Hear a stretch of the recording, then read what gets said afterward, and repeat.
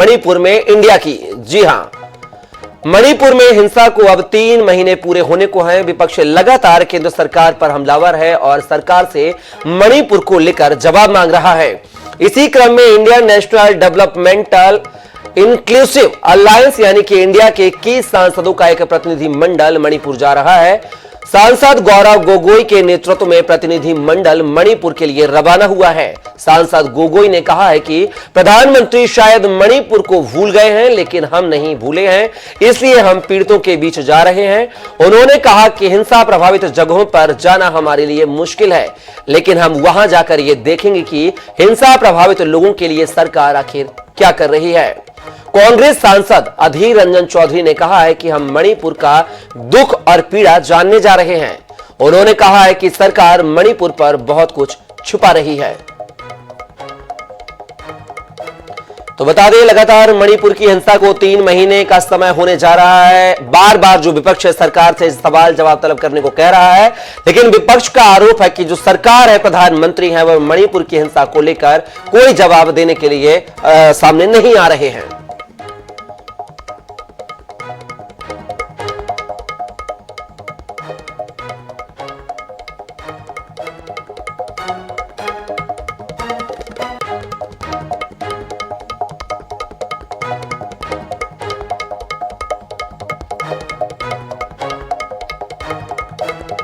नेताओं को वहाँ मणिपुर के राज्यपाल पीके जी से सीखना चाहिए। उन्होंने ये बयान दिया, आज रिकॉर्ड के 50,000 से अधिक लोग मणिपुर छोड़ चुके हैं, सैकड़ों घर हैं जला दिए गए हैं, सैकड़ों लोगों की मौतें हो गई है, महिलाओं के साथ बलात्कार हो रहा है और इसे निर्वस्त करके घुमाया जा रहा है। और उन्होंने ये भी कहा कि मैंने ज़िंदगी में ऐसा दृश्य कभी नहीं देखा था, और केंद्र सरकार को उन्होंने रिपोर्ट भी दे दी। इसके बावजूद भी केंद्र सरकार के द्वारा कोई कदम उठाया नहीं जा रहा है।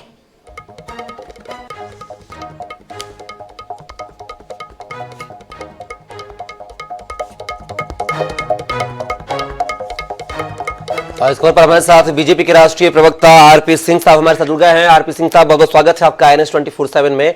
क्या कहेंगे, विपक्ष जो है लगातार मणिपुर के मामले को लेकर दोनों सदनों पर मांग कर रहा था, लेकिन आपकी तरफ से इस तरह का कोई जिम्मेदार जवाब नहीं दिया गया, जिससे विपक्ष नाराज है। और अब जो है वह मणिपुर, जो उनको 21 सांसदों का दल है, रवाना हो रहा है वहां के हालातों को जानने के लिए। क्या माना जाए, सत्ता पक्ष जो है मणिपुर की हिंसा को लेकर जागरूक नहीं है, इसलिए विपक्ष को यह कदम उठाना पड़ रहा है, यह जिम्मेदारी तय करनी पड़ रही है? पहली बात तो आपका बेसिक तथ्य गलत है। आपकी जानकारी के लिए अमित शाह जी ने सदन के अंदर खड़े होकर बोला कि हम चर्चा के लिए तैयार है, बात करने के लिए तैयार है। दूसरी बात, उन्होंने दोनों सदनों के नेताओं को, मल्लिकार्जुन खड़गे जी को और अधीर रंजन चौधरी जी को, दोनों को चिट्ठी लिखकर बोला कि आप आइए, हम पूरी चर्चा हम करने को तैयार हैं। और जो गृह मंत्री जी हैं, वह देश के पूरा जो लॉ एंड ऑर्डर का स्थिति है वह उनके तहत आता है। और दूसरा, वह नॉर्थ ईस्ट के भी मंत्री है। तो जब वह चर्चा करने को चाह रहे, तो चर्चा से भाग रहा है विपक्ष। वो कोई ना कोई बहाना ढूंढ रहा है, क्योंकि उनको 2024 की राजनीति करनी है, इसके आगे नहीं है। परंतु ठीक है, अच्छा होता अगर यहाँ पर सदन में खड़े होकर कोई एक ज्वाइंट रेजोल्यूशन पास करते, तो मणिपुर के में जो जख्म है उन पर कुछ मरहम लगती। ये वहां जाएंगे तो जख्म और कुरेदेंगे। आरपी सिंह साहब, आपने कहा है कि जो आपके गृह मंत्री हैं वह इसको बोलने के लिए तैयार थे, लेकिन विपक्ष नहीं चाह रहा है। लेकिन वो तो बार बार प्रधानमंत्री को चाह रहे हैं, जवाबदेही प्रधानमंत्री बोले, सदन में दे। सदन के बाहर प्रधानमंत्री बोलते हैं, लेकिन सदन के अंदर क्यों नहीं बोलते? आखिर वजह क्या है? सन 1993 के अंदर किसी प्रकार की घटना हुई, देश के गृह मंत्री वहां गए एयरपोर्ट पे, 1 घंटा एयरपोर्ट पर बैठकर और तो एक दिन का भोजन कर वहां के जो मुख्यमंत्री उनके साथ वापस आ गए। और सदन में आकर उन्होंने राज्य गृह मंत्री भी नहीं, राज्य के गृह मंत्री ने उन पूरे मणिपुर की स्थिति पर जवाब दिया। जबकि मणिपुर के अंदर कई के दिन के वहां पर बंद होते थे, कई के दिन के वहां पर लॉकडाउन होते थे। तो और अभी प्रधानमंत्री जी ने मना नहीं किया, गृह मंत्री ने कहा कि मैं शुरू करता हूँ, मेरी बात सुनिए। और नहीं होगी तो फिर प्रधानमंत्री जी भी बोलेंगे जरूरत पड़ेगी। तो लेकिन आरपी सिंह साहब, जरूरत क्या पड़ेगी? विपक्ष तो बार बार कह रहा है ना दोनों सदनों में कि प्रधानमंत्री जी इस मुद्दे को लेकर जवाब दें। सदन के बाहर बोलते हैं, लेकिन सदन के अंदर आखिर क्यों नहीं बोलते? क्या वजह है? क्या विपक्ष से डर है सत्ता पक्ष को कि कहीं कुछ सवाल जवाब ना कर दे, प्रधानमंत्री शायद उस जवाब को ना दे पाए? आपके अखबार, आपके चैनल के संपादक क्यों नहीं आपके जगह आकर बोलते?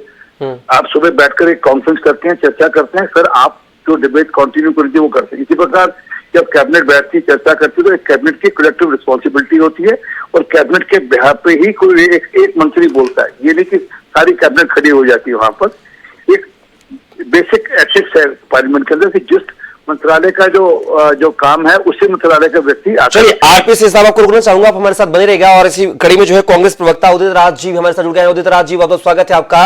यहां पर आरपी सिंह साहब बीजेपी के राष्ट्रीय प्रवक्ता हमारे साथ जुड़े थे, आपने उनकी बातों को सुना है।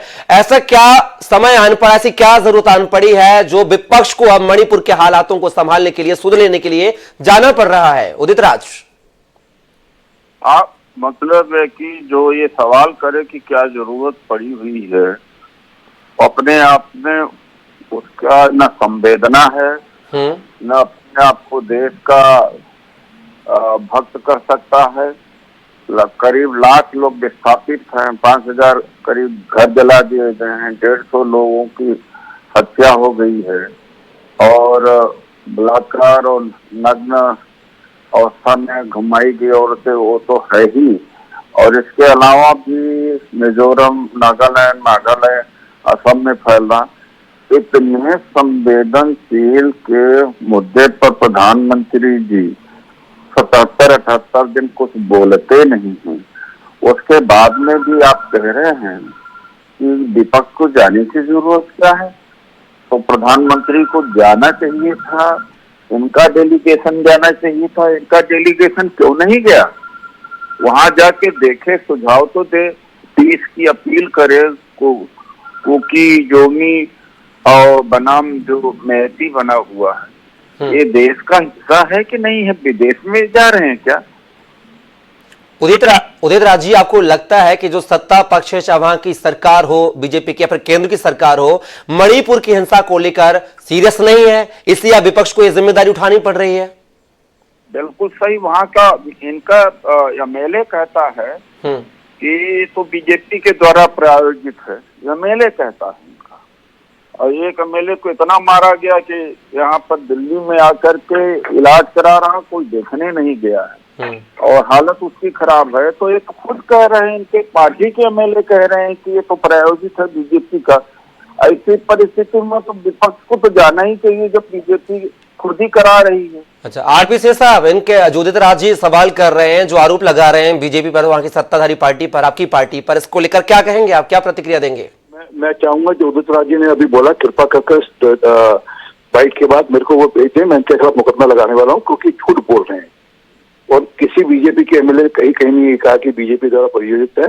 तो इनको 2024 की राजनीति करनी, उसके आगे कुछ नहीं। अगर बहुत मन में, इनके मन में पीड़ा, सर मैं बात पूरी कर लूँ, मैं बात पूरी कर लूँ। लगाएंगे जो ये कह रहे हैं कि अगर बोल रहा हूँ, अगर मैं आप मुझे सर उदित राज जी सुनने की क्षमता रखो ना। आपको सुना, मैंने कुछ बोला, थोड़ा ऐसी बेसब्री भी क्या है?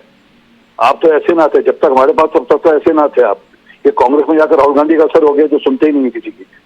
चलिए, दूसरी बात जो मैं मूल बात जो कह रहा था कि इतनी चिंता और बात है, तो मेरा जातिवर कलकत्ता भी होकर आए, आतिवर कलकत्ता भी होकर आए। वहां पर 2 महिलाओं को निवृत्त कर सरेआम बाजार में घुमाया गया। उसके बाद मेरा बारबर भी होकर आए, जहां पर एक आदिवासी महिला के साथ दुर्व्यवहार किया गया, दुष्कर्म किया गया और उसको छोड़ दिया गया। और उसके बाद जाना भी होकर आए, वहां पर एक 2 साल की बेटी के साथ वहां पर दुष्कर्म किया गया। तो जरा देश का पूरा दौरा लगाए। उदित राज जी, कम शब्दों में जवाब दे दीजिए। जहां पर बीजेपी की सरकार होती है वहां पर आप जाते हैं, वहां पर मुद्दा संभालते हैं, लेकिन जहां पर दूसरे राज्य पार्टियों की सरकार होती है वहां पर आप इस तरह की कार्यवाही या इस तरह का मौका मुआयना करते नजर नहीं आते। आखिर वजह क्या है?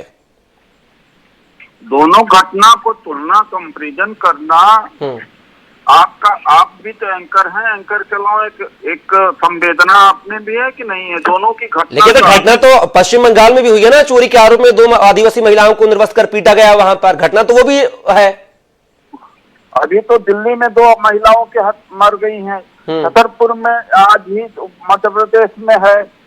हुआ है। उदित राज जी क्या दिल्ली में छतरपुर आप जाएंगे, क्या पश्चिम बंगाल भी जाएंगे, इस तरह का इंडिया का जो दल है वहां भी जाएगा मौका मुआयना करने, या फिर मणिपुर ही जाएगा सिर्फ? अरे भाई आप मेरी बात तो सुन लीजिए जी। बात है कि दोनों की तुलना कर लीजिए। फिर आज भी फिर दिल्ली में 2 महिलाओं का कल हत्या हुआ, छतरपुर में वो हालत है जो निर्भया जैसे कांड हुआ है।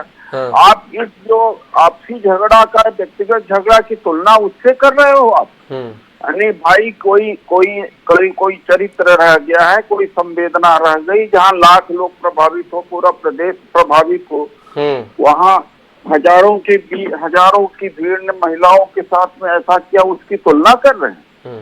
तो फिर मध्य प्रदेश में सर पश्चिम बंगाल में तो महिलाओं के साथ हुआ है ना, उस पर क्यों नहीं बोलते हैं पश्चिम बंगाल पर? आप दिल्ली पहुंच जाते हैं, पश्चिम बंगाल में आदिवासी महिलाओं को चोरी के आरोप में निर्वस्त्र कर पिटाई की, मणिपुर जैसी घटना सामने थी, उस पर भी दल जाएगा या नहीं जाएगा सर?